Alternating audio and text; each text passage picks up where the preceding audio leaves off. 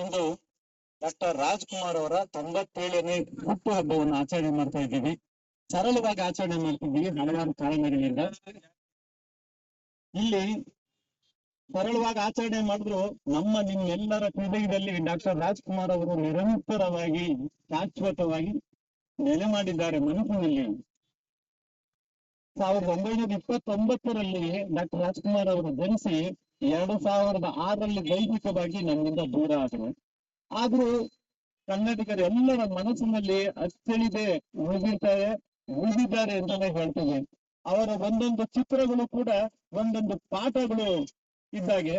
ಆ ಪಾಠವನ್ನ ನಾವು ಕಲಿತು ಇವತ್ತು ನಾವಿಲ್ಲಿ ಮಾತಾಡ್ತಿದ್ದೀವಿ, ನಾವು ಜೀವನ ಮಾಡ್ತಿದ್ದೀವಿ ಅಂದ್ರೆ ಅವರ ಎಲ್ಲ ಚಿತ್ರಗಳನ್ನ ನಾವು ನೋಡಿ ಅಲ್ಲಿಂದ ಕಲಿತು ಅವರ ಹವ್ಯಾಸ, ಅವರ ನಡೆ, ನುಡಿ, ವಿನಯ, ಅಭಿನಯ, ಗಾಯನ ಎಲ್ಲವನ್ನ ನೋಡಿ ಕಲಿತು ನಾವು ಎಲ್ಲರೂ ಜೀವನ ಮಾಡ್ತಾ ಇದ್ದೀವಿ ಎಂದು ತಪ್ಪಾಗ್ಲಾರ್ದು. ಖಂಡಿತವಾಗಿ ಕಲಾವಿದರಿಗೆ ಇವರು ಒಂದು ನಿಘಂಟಿದ್ದಂಗೆ.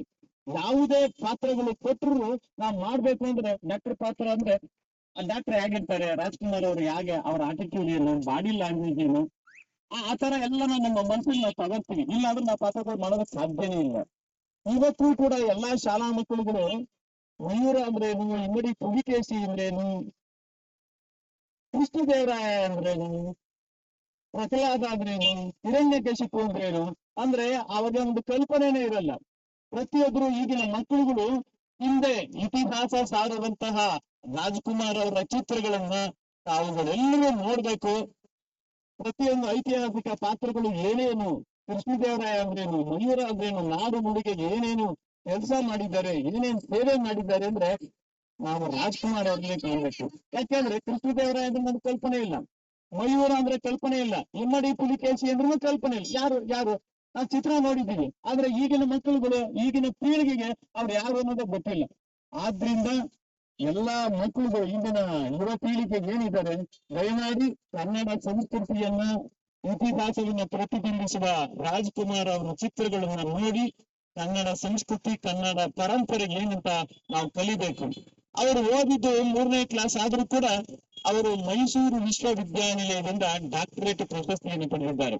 ಅವರು ಪಡೆದಿರೋ ಪ್ರಶಸ್ತಿಗಳು ಅಸಂಖ್ಯಾತ, ಲೆಕ್ಕನೇ ಇಲ್ಲ. ನಟ ಸಾರ್ವಭೌಮ, ಪದ್ಮಭೂಷಣ, ಗಾನಗಂಧರ್ವ, ಹೀಗೆ ಹೇಳ್ತಾ ಹೋದ್ರೆ ಪುಸ್ತಕನೇ ಬರೀಬಹುದು, ಅಷ್ಟು ಖ್ಯಾತರಾಗಿದ್ದಾರೆ. ಅವರು ಮಾಡದೇ ಇರೋ ಪಾತ್ರಗಳೇ ಇಲ್ಲ. ಆಡಳಿತದ ಕೊಟ್ಟಿಲ್ಲ, ರಾಜ್ಕುಮಾರ್ ಅವರು ಮಾಡದೆ ಪಾತ್ರಗಳಿಲ್ಲ ಅಂತ ಇದು ಗಾದೆ ಮಾತು ಹೇಳ್ತಾರೆ. ಪ್ರತಿಯೊಂದು ಇಂಥ ಚಿತ್ರಗಳಲ್ಲಿ ಮಾಡಿಲ್ಲ, ಇಂಥ ಪಾತ್ರಗಳನ್ನು ಮಾಡಿಲ್ಲ ಅಂತ ಹೇಳಂಗೆ ಇಲ್ಲ. ರಾಜ್ಕುಮಾರ್ ಅವರು ಇನ್ನೂ 2-3 ಆಸೆ ಇತ್ತು. ಲವಾಕುಶ ಮಾಡ್ಬೇಕು ಅಂತ ಇತ್ತು, ಭಕ್ತ ಅಂಬರೀಷ ಮಾಡ್ಬೇಕು ಅಂತ ಇತ್ತು, ಕುಮಾರರಾಮ ಹಾಗೂ ರಾಮಶೂರ ವೀರ ಕರ್ಣನ ಪಾತ್ರ ಮಾಡ್ಬೇಕು ಅಂತ ರಾಜ್ಕುಮಾರ್ ಅವರ ಆಸೆ ಇತ್ತು. ಅದು ಅನಿವಾರ್ಯ ಕಾರಣದಿಂದ ಯಾರೊಬ್ಬ ಏನು ಅಯೋಗ್ಯ ಕಾಡಿಗೆ ಅವ್ರನ್ನ ಕಿಡ್ನಾಪ್ ಮಾಡ್ಕೊಂಡು ಕರ್ಕೊಂಡೋಗಿ ಅವ್ರಿಗೆ ಮಂಡಿನ ಕಾಣಿಸೋದ್ರಿಂದ ಅವರ ಆಸೆ, ನಮ್ಮೆಲ್ಲರ ಆಸೆ ಈಡೇರ್ಲಿಲ್ಲ ಅಂತ ಹೇಳ್ಬಿಟ್ಟು ನಾವು ದುಃಖಪಡ್ತೇವೆ. ಆದ್ರೂ ಕೂಡ ಅವ್ರು ಮಾಡಿರೋ ಎಲ್ಲ ಚಿತ್ರಗಳನ್ನ ನಾವು ನೋಡಿ ಕಲಿಬೇಕು, ಅದನ್ನ ಜೀವನದಲ್ಲಿ ಅಳವಡಿಸ್ಕೊಳ್ಬೇಕು ಅಂತ ನಾನು ಇಷ್ಟ ಹೇಳ್ತೀನಿ. ಇಲ್ಲಿ ಈ ದಿನ ಸರಳವಾಗಿ ಬಸವರಾಜ್ ಅವರ ನೇತೃತ್ವದಲ್ಲಿ ಒಂದು ಡಾಕ್ಟರ್ ರಾಜ್ಕುಮಾರ್ ಅವರ 97ನೇ ಜಯಂತ್ಯೋತ್ಸವ ಮಾಡ್ತಾ ಇದ್ದೀವಿ. ಹಾಗೂ ಇಲ್ಲಿ ಬಂದಿರುವ ಎಲ್ಲ ಪತ್ರಕರ್ತರು, ಎಲ್ಲ ಮಿತ್ರರು, ಎಲ್ಲ ಡಾಕ್ಟರ್ ರಾಜ್ಕುಮಾರ್ ಅವರಿಗೆ ನಮಗೆ ವಂದಿಸಿ ನಾನು ಮಾತು ಮುಗಿಸ್ತೀನಿ. ಜೈ ಹಿಂದ್, ಜೈ ಕರ್ನಾಟಕ ಮಾತ್ರ, ಜೈ ಡಾಕ್ಟರ್ ರಾಜ್ಕುಮಾರ್. ಇಂದು ರಾಜ್ಕುಮಾರ್ ಅವರ 97ನೇ ಹುಟ್ಟುಹಬ್ಬ. ಇದನ್ನ ನಾವು ಪ್ರತಿ ವರ್ಷ ಅದ್ದೂರಿಯಾಗಿ ಆಚರಿಸ್ಬೋದು. ಈ ಬಾರಿ ಕೆಲವು ತಾಂತ್ರಿಕ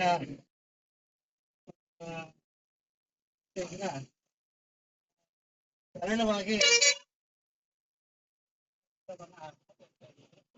ಮುಂದಿನ ವರ್ಷ ಗ್ಯಾಸ್ ಸಮಸ್ಯೆಯಾಗಿ ಅಡುಗೆ ಜಾಸ್ತಿ ಕಳಿಸಿದೆ. ಇವರಿಗೆ ಇದು ಸಾಂಕೇತಿಕವಾಗಿ ಈ ವರ್ಷ ಸಾಧಾರಣವಾಗಿ ಸಿಂಪಲ್ ಆಗಿ ನಾವು ಮಾಡ್ತಾ ಇದ್ದೀವಿ. ರಾಜ್ಕುಮಾರ್ ಕರ್ನಾಟಕದ ದೇಶದ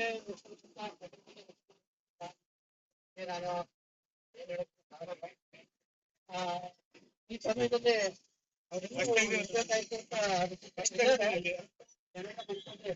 ಅವರು ಸ್ಥಿರಸ್ಥಾನಿಯಾಗಿ ಆಯ್ತು ಇರ್ತಾರೆ.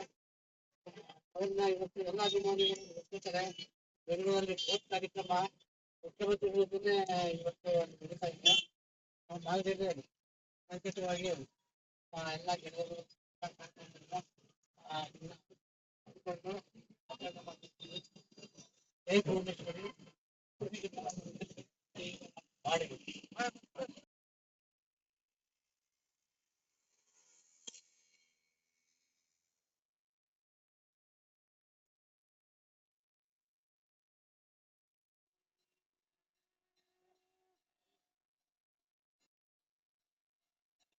ಅಡ್ಡ ಬರ್ಬೇಡಿ ಸರ್.